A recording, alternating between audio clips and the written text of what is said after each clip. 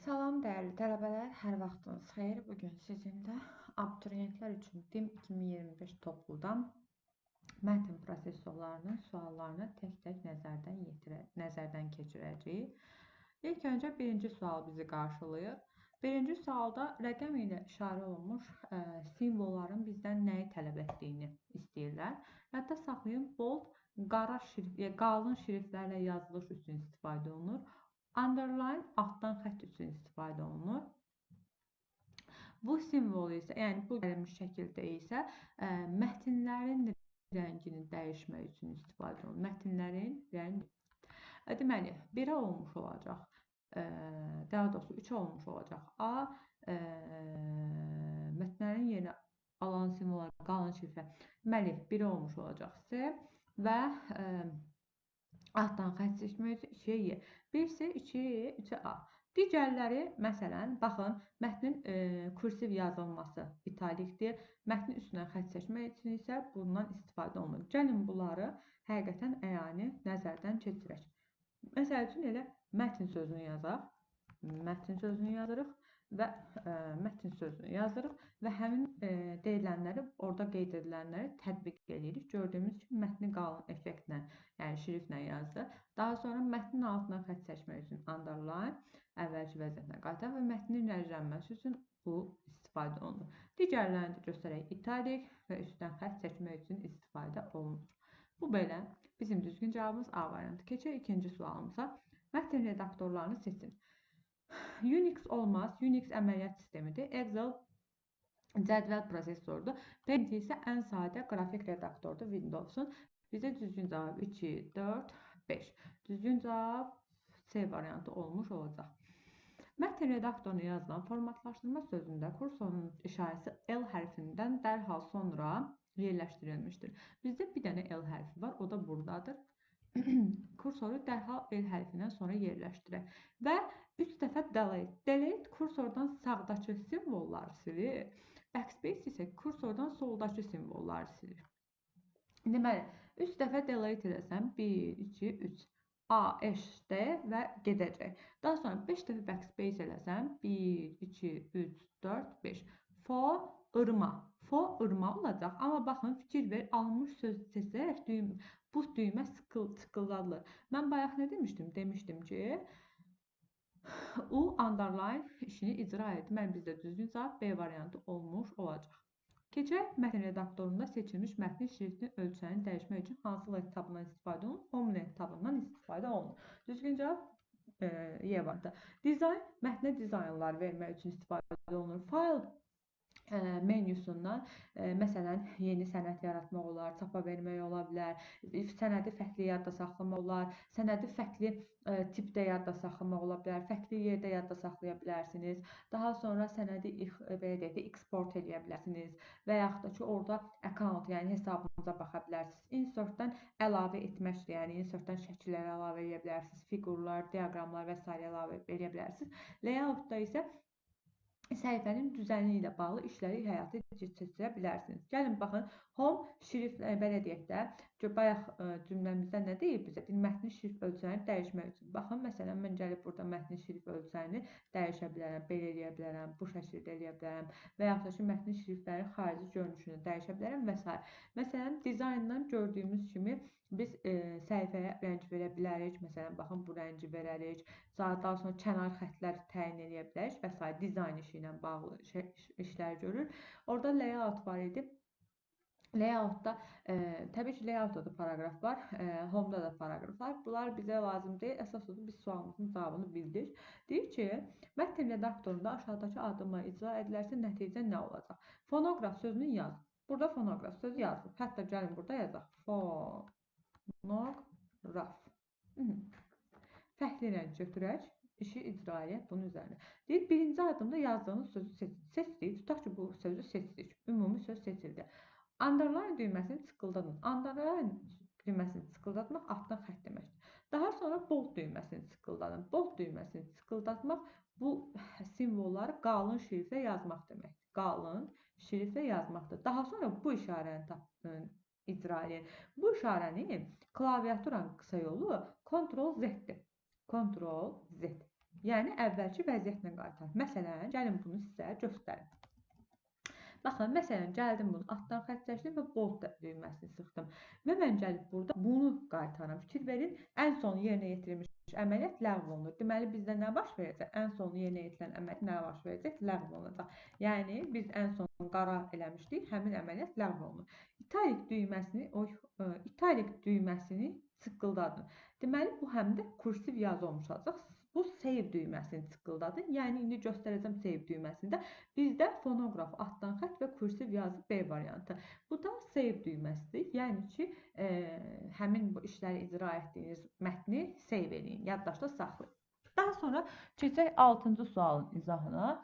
6-cı sualı izah etməmişdən öncə baxırıq ki, sualın yarısı buradadır, yarısı burada. İlk öncə biz burada nə eləmək lazımdır? Bir mülahizələr verib, həmin mülahizələrin hər birini ayrı-ayrıcalıqda tətbiq eləmək lazımdır imtahan sözünə. Deyir ki, kursor mövqeyi birinci A hərfinə dərhal sonradır. Birinci A hərfi budur, dərhal sonra deyilsə bu olacaq. Gəlin, buradan başqa rəng seçək ki, bizim fikrimizi qarışdırmasın, qaradır deyə.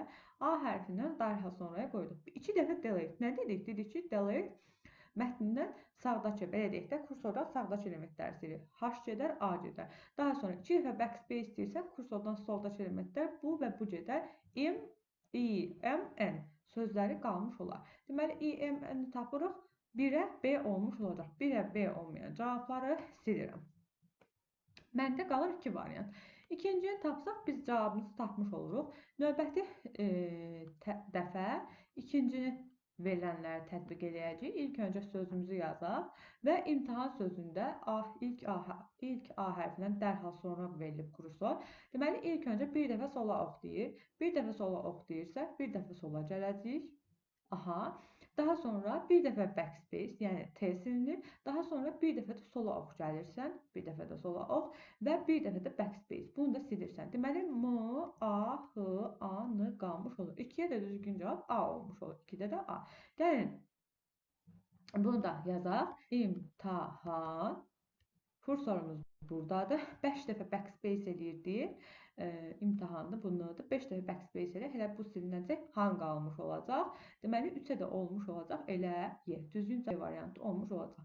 Bu arada, gəlin sizdə kursoru sağa bir simvol sola getmək, bir simvol sağa getmək, bu kimi kursoru sola və sağa aparmaqdır. Bu belə.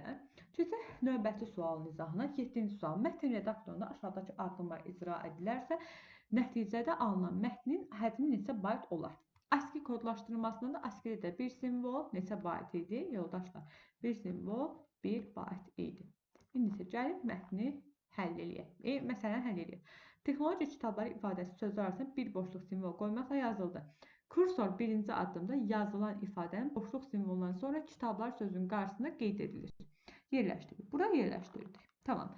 Klaviatura sola bir ox düyməsi, yəni gəlib burada dayanmış olacaq. Baxın, gəlin bunu sizə əyani göstərim.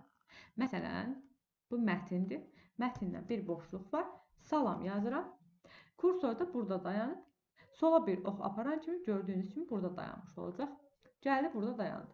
Daha sonra klaviaturada sola bir ox düyməsi 2 dəfə tıqqıldadır. Bir dəfə tıqqıldadıq, burada dayanır. İkinci də burada dayanmış olacaq. Aha, deməli, Y-dan dərhal sağda dayanmış olur. Dərhal sonra da deyə bilərik. Klaviaturun backspace düyməsi 3 dəfə tıqqıldadılır. 1, 2, 3. Yəni, bunlar getdi, silindi. Daha sonra klaviaturun sağa ox düyməsi 2 dəfə sıxılır. Sağa ox buradadır artıq kursor.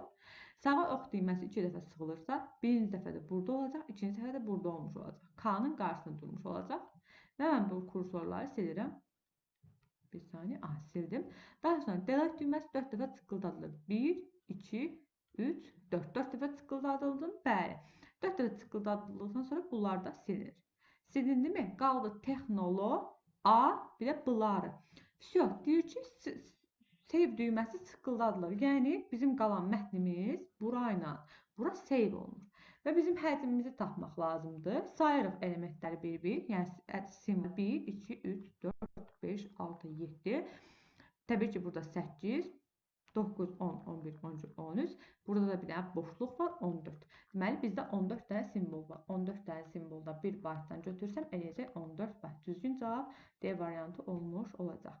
Doğru mülahizələri müəyyən edin. Mətni mərkəzə düzləndirmək Ctrl-C klavişləri kombinasiyası istifadə olunur. Xeyr, Ctrl-C kopyalamaq üçün istifadə olunur. Mətnin kopyasını çıxartmaq üçün istifadə olunur. Mətni mərkəzə düzləndirmək Ctrl-Y klavişləri ilə təyin olunur. Bu budur. Gəlin bunu əyani olaraq göstərək. Mətin, salam sözlərini baxın, Y budur, mərkəzə düzləndirmək bu şəkildə olmuş olur. Ctrl-C isə budur. Tamam mı? Yadda saxlayaq.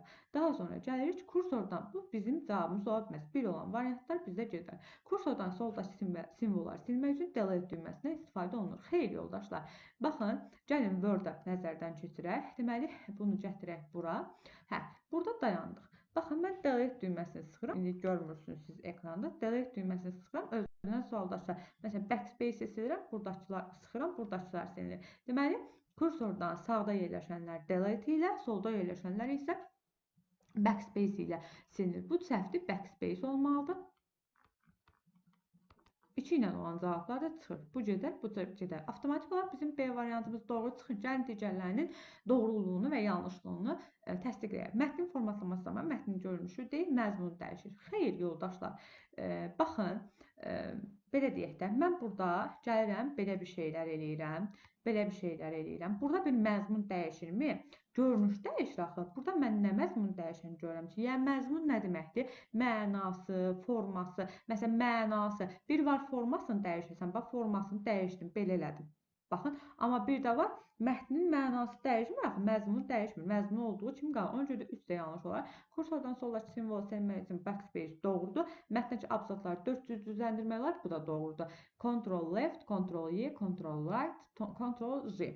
Soldan düzləndirmək, mərkəzə düzləndirmək, sağdan düzləndirmək, tam düzləndirmək cavablarıdır. 4 formada düzləndirmək olar. Gəlin 9-cu suala baxaq. Əzmlə çalış sözləri yazıldı. Aşağıdakı əməliyyatlardan sonra mətn redaktorunun cəmi neçə söz olacaq? Mətn redaktoru elə Word-dür. Əzmlə çalış sözü var bizim mətn redaktorumuzda. Tamam mı yoldaşlar? Daha sonra bizə nə deyir? Əmrləri bir-bir icra et. Əzmlə sözü seçildi. Əzmlə sözünü mən seçdim. Ctrl-C klaviş kombinasiyası sıqqıldadır. Yəni Ctrl-C olundu. Bu Ctrl-C etmək bizim mətnimizi mübadilə buferinə köçürmək deməkdir. Mənim artıq mübadilə buferimdə gəlib buradan yazıram. Çalış sözüm var. Çalış sözüm var. Kursor mətnin sonuna yerləşdi və bir boşluq simvolu daxil etdikdən sonra Ctrl-V. Ctrl-V isə paste düyməsidir. Yəni bunun Azərbaycanca adı yapışdırmaq adlandırılır. Yapışdırmaq. Kursor mətnin sonuna qoyulur və bura paste əmri icra olunur. Mənim mübadilə buferimdə hansı element varsa o gəlir, bura yapışır. Tamam mı?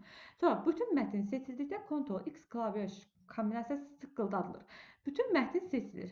Bütün mətn seçildikdə isə Ctrl-X. Ctrl-X yer dəyişmə deməkdir və yaxud da ki, kəsmək deməkdir. Siz Ctrl-X etdiyiniz mətn gedir mübadilə buferinə düşür və burada heç nə qalmır.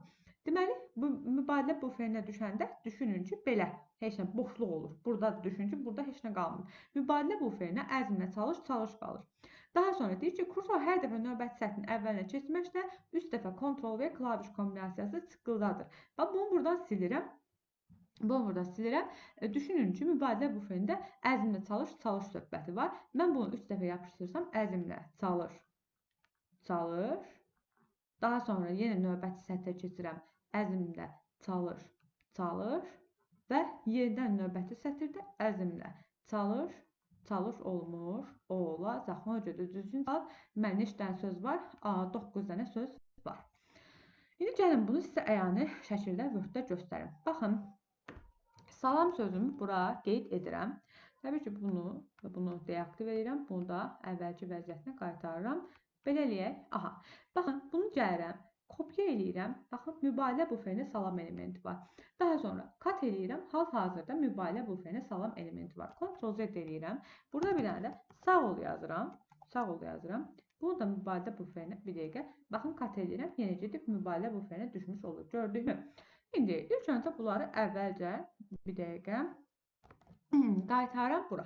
Qaytardım mı? Belə bir mətnim var. İndi ilk öncə nə deyir bizə? Deyir ki, belə deyək də, sağ ol sözünü Ctrl+C eləyir və mətni mətnin sonunda yerləşib kursor sonunda yerləşib Ctrl+V eləyir. Mənim hal-hazırda burada nəyim var? Sağ olun var. Daha sonra biz təbii ki, bunları indi gəlin bir dənə silək.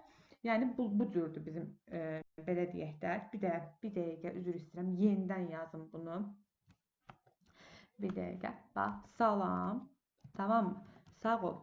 Deyir, sonuncu söz seçilir. Sonuncu söz seçdim. Ctrl+C edilir və kursor sonunda da Ctrl+V edilir. Baxın, gördüyümüz kimi hal-hazırda mübadilə bufərində sağ ol var. Sonra bütün mətn seçilir. Ctrl+X olunur. Ctrl+X olunanda bax, gəlir düşür. Bax, mən artıq 3 dəfə Ctrl+V yazıram. Ctrl+V və Ctrl+V. Sual verə bilərsiniz ki, niyə görə sağ ol, salam, sağ ol, sağ ol yapışdırıldı? Çünki siz ən sonuncu hansı əməliyyatı yerinə yetirmişsinizsə, mübadilə buferinə hansı elementi ən son yapışdırmışsınızsa, o gəlir yapışır. Və sizə sual versələr ki, mübadilə buferindəki elementi haçana qədər yapışdıra bilərsiniz? Yəni, kat olunmuş obyekti, kopya olunmuş obyekti haçana qədər yapışdıra bilərsiniz? Mübadilə buferindən silinənə qədər. Baxın, bir də Ctrl+V eləyəcəm, artıq həmin mətin yapışdırıla bilməyəcək. Bu da belə. İndi isə gəlin, növbəti məsələyə. 10-cu sual. Mətn redaktorunda boş səhifəyə informatika sözü yazılır və bu söz seçilərək 2 dəfə Ctrl+C, 1 dəfə Ctrl+X, 3 dəfə Ctrl+V klavişləri kombinasiyası sıxılır. Sonra Ctrl+Y kombinasiyası 1 dəfə sıxılmışdır. Nəticədə mətn sahəsində neçə ədəd informatika sözü görünər. İlk öncə informatika sözünü yazdım bura. Deməli, mətn redaktorunda informatika sözü var. Deyir ki, ilk öncə informatika sözü seçilərək 2 dəfə Ctrl+C eləyir. İstəyirsən 5 dəfə Ctrl+C elə, sənin mübadilə buferində bir dənə Ctrl. Bax, mən seçdim. Ctrl+C elədim, Ctrl+C elədim, Ctrl+C elədim, C elədim. Bax, fikir verin, 5 dəfə Ctrl+C elədim. Fikir verin, bir dənə salam sağ ol var. 5 dənə salam sağ ol yoxdur. İndi istəyirsən 100 dəfə elə, bir dənə informatika olmuş olacaq. Daha sonra bir dəfə Ctrl+X edəm. Sonra gəlib bunu bir dəfə Ctrl+X edəyən kimi bilirsiniz nə olur? Gedib mübadilə buferinə Ctrl+X düşür. Yəni mən bir dənə bunları silim. Bunu gəlirəm Ctrl+X edirəm. Yəni kat edirəm. Gəldi mübadilə buferinə düşdü. Vso, aha. Daha sonra 3 dəfə Ctrl+V edirəm. 3 dəfə Ctrl+V eləmək o demək ki, 3 dənə informatika sözü yazacaq. İnformatika, təbii ki, alt-alta düşəcək. İnformatika yazdım. Sonra deyir ki, 3 dəfə Ctrl+V, sonra deyir mərkəzə, Ctrl+Y mərkəzə düzləndirməkdir. Dəyərli şagirdlər, siz Ctrl+Y sizin mətninizin sayını, belə deyək də, sözlərin sayını dəyişmir. Ona görə də bizdə 3 dənə informatika sözü yaranmış olacaq. İndi isə gəlin, mətn redaktoruna fayl save as əmri ilə nələr etmək olar sualına baxaq. Sənədi yeni adda saxlamaq, bəli, sənədi yeni dəşmək, bəli, səhifələri nömrələmək, xeyr, səhifələri nömrələmək deyəcəm birazdan hardadır.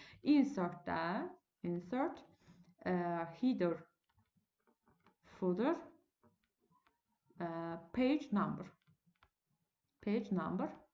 Səhifə parametrlərini dəyişdirmək. Səhifə parametrlərini dəyişdirmək buradan deyil, bu layoutdan istifadə oluna bilər. Yəni, bir çox yerdən istifadə olunur. Faylın tipini dəyişmək bu da düzdür. 1, 2, 5 olmuş olacaq. Düzgün cavab C variantı. Gəlin onları nəzərdən yetirək. Baxın, deməli, save as. Save as-ə açıram. Baxın, fərqli yadda saxla deməkdir. Bu arada save as-in klaviatura qısa yolu F12-dir.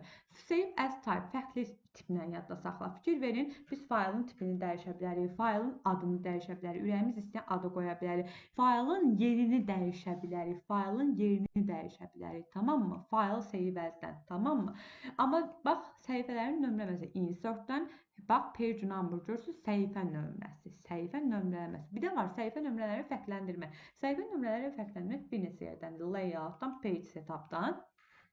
Ətrafı danışıram, çünki bilsəniz yaxşı olar. Müəllimlər də baxacaq birdən videoya, onlar da bilər. Different first page, ilk səhifənin fərqləndirməsi, different odd and even page, tək və cüz səhifələrin fərqləndirməsi üçün istifadə olunur. Bir də harda var? File, print, page setup, layout. Fikir verin, burada different odd and even page, different first page, ilk səhifənin fərqləndirməsi və cüt və tək səhifənin fərqləndirməsi. Bir də insertdən header footer əlavə eləyəndə köməkçi alət tabı açılır, design alət tabı. Buradan different first page and different odd and even page, yəni fərqləndirmək üçün istifadə oluna bilər. Keçək növbəti sualımıza, bizə lazım olanlar dedik. Aha, mətndə olan simvolların rəngini dəyişmək üçün bayaq da göstərmişdim. Təbii ki, üç əmrindən istifadə olunur. Düzgün cavab D variantı. Mətn redaktoruna seçilmiş mətn fraqmentinin simvolların rəngini dəyişdirmək eyni sualda C variantı.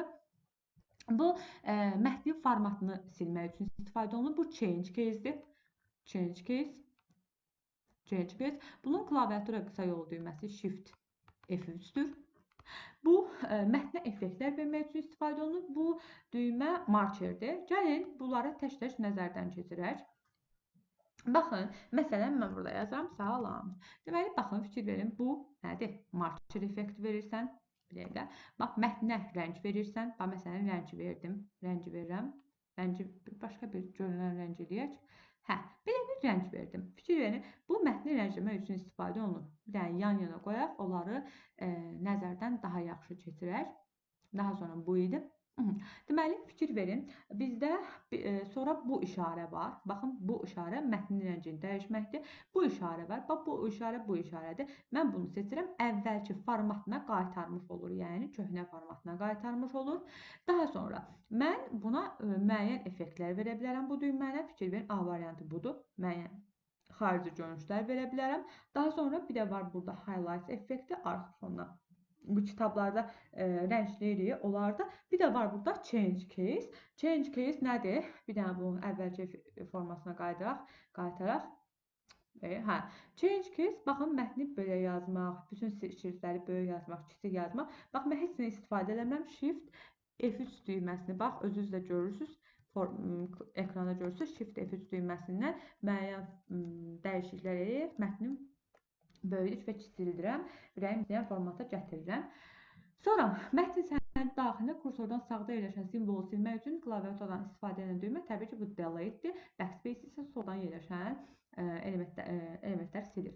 Özündən solda yerləşən elementləri, kursordan solda yerləşən elementləri, yəni kursordan solda yerləşənləri backspace, sağda yerləşənləri delete silir. Hansı klaviatura əmri icrasından sonra seçilmiş abzas tam düzləndirilmiş olur? Ctrl-A bütün mətni seçmək üçündür. Ol sözünün ilk hərfi ilə yadda saxlamaq olar. Ctrl-Y mərkəzə düzləndirməkdir. Mərkəzə center sözünün ilk hərfindən istifadə olunur. Bəzən uşaqlar center sözünün C hərfi ilə çaşırlar. O Ctrl-C-dir. Belə deyək də, kopyalamaq üçün istifadə olunur. Baxın, gəlirəm üzərinə, baxın, Ctrl-C göstərilir. Və Ctrl-L left sözündən götürüb soldan düzləndirmə, right sağdan düzləndirmə, justify tam düzləndirmə. Bizim düzgün cavabımız A variantıdır. Gəlin onları əyani nəzərdən keçirək.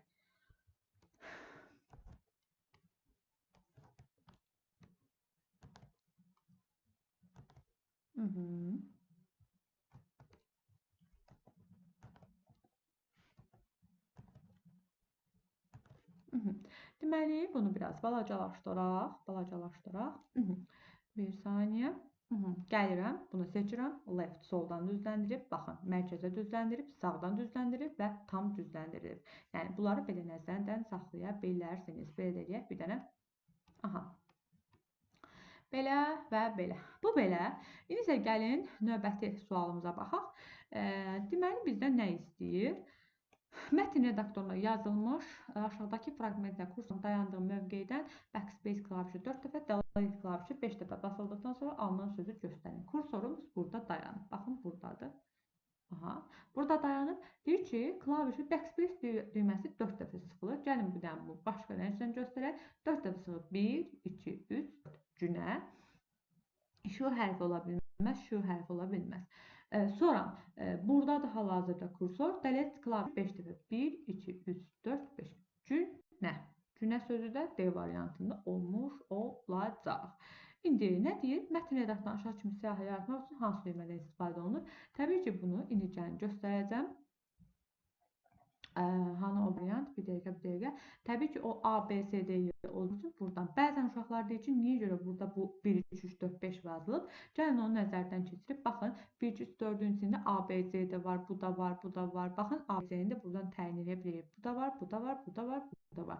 Bu isə, baxın, bulletlərdir. Fikir verin, belə bu cürlər təyinatdır. Tamam, bu isə multilevel listdir. Məsələn, mən bu cür eləyə bilərəm.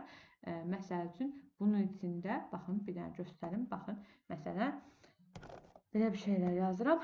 Bu şəkildə yazıla bilər. Nə bilim, belə bir şeylər multilevelist, yəni qanunlar, hüquq və s. bu şəkildə yazmaq mümkündür gördüyümüz kimi.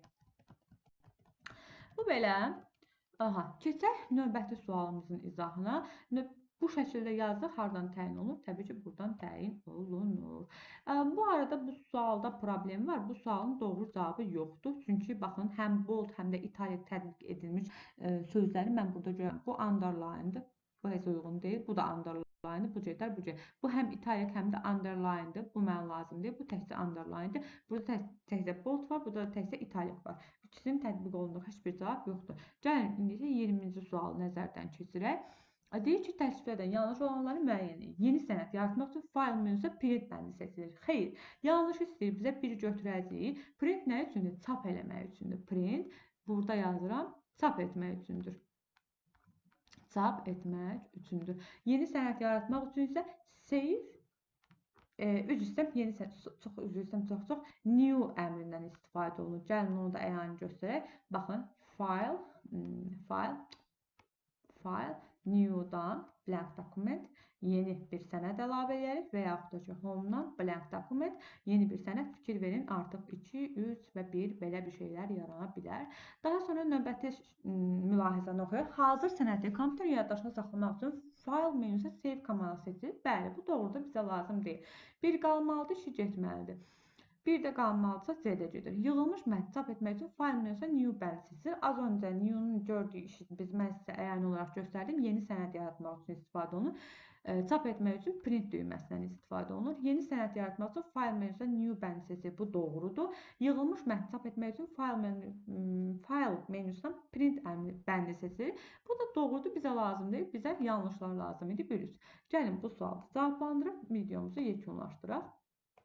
Mətn redaktorunda yaradılmış sənədi fərqli adlı kompüterin yaddaşına saxlamaq üçün hansı komanda seçilməlidir? Deməli, bizim fərqli adda yadda saxlamaq üçün save as komandasından istifadə olunur və bunun klaviaturdan qısa yolu F12-dir. Gəlin bunu sizə əyani göstərim və videonu yekunlaşdıraq. Mən klaviaturdan F12 düyməsini sıxıram və save as pəncərəsi açılır. Mən bu sənədi fərqli adla, fərqli tiplə yadda saxlaya bilərəm. Həm də general optionsdan sənədimə parol da qoya bilərəm. Bu arada sizə onu da qeyd edeyim ki, bayaq nə demişdim? Save as-dan tipini dəyişmək olur, bir də exportdan faylın tipini dəyişmək olur. Sağ olun, sağlıqla qalın, hər birinizə imtahanlarınızda uğurlar.